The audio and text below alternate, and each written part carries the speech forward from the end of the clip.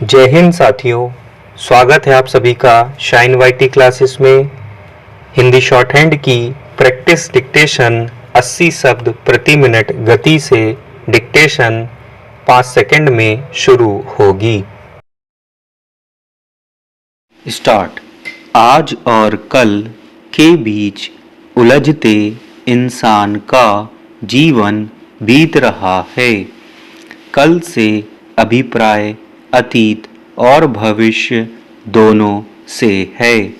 दरअसल इंसान ताउम्र अतीत और भविष्य में ही गोते लगाता रहता है। उसे अपने आज यानी वर्तमान की सुध नहीं रहती। अगर कभी वह वर्तमान के बारे में सोचता भी है तो उस पर या तो अतीत हावी होता है या फिर वह भविष्य को लेकर फिक्रमंद होता है। इससे होता यही है कि अतीत को बदला नहीं जा सकता।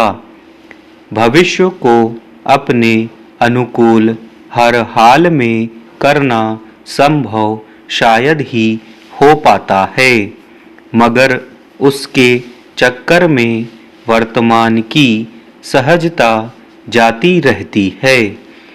इस दौर में कहीं भी देख सकते हैं कि जीवन की मान्यताएं या महत्ता बची नहीं दिखती है। हमने अपने आप को खुद से इतना दूर कर दिया है कि स्वयं को पहचान पाना बहुत मुश्किल हो गया है। प्रकृति ने या फिर हम जिसे परमपिता परमात्मा कहते हैं उसने हमें इस जगत में सबसे सर्वश्रेष्ठ बनाया है, लेकिन हमने उनका क्या मान रखा है। कहने को हम एक सभ्य समाज में रहते हैं, लेकिन हम अपने आसपास देखें कि सभ्यता या शिष्टता कहाँ बची दिखती है। कहीं अहम और क्रोध के भाव में डूबा व्यक्ति दूसरों को खारिज कर रहा होता है या फिर उस पर हावी होने की कोशिश करता है, तो कहीं खुद हाशिए पर चला जाता है।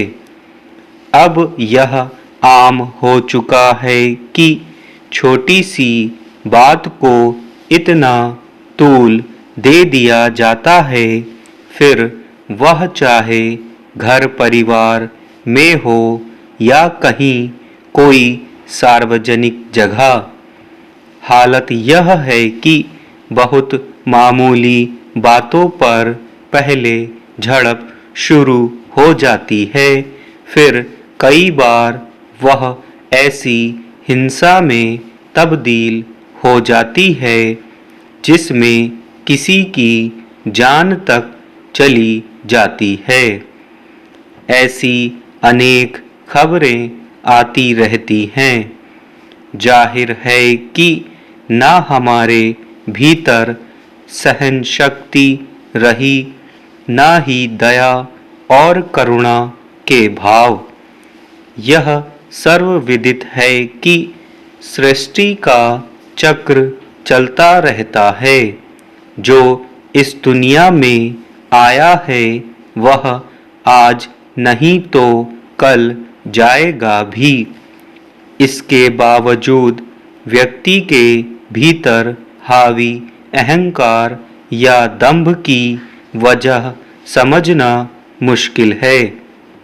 एक दूसरे से इतना बैर क्यों है, इसका कारण नहीं समझ में आता। पुराने वक्त में कहा जाता था कि ईश्वर करुणा और प्रेम का अथाह सागर है, तो हम उसकी बूंद के बराबर हैं। मगर वर्तमान में हम कहाँ खड़े हैं? हम सागर की वह बूंद तो नहीं बन पाए जिससे एक एक करके सागर बनता है। स्टॉप।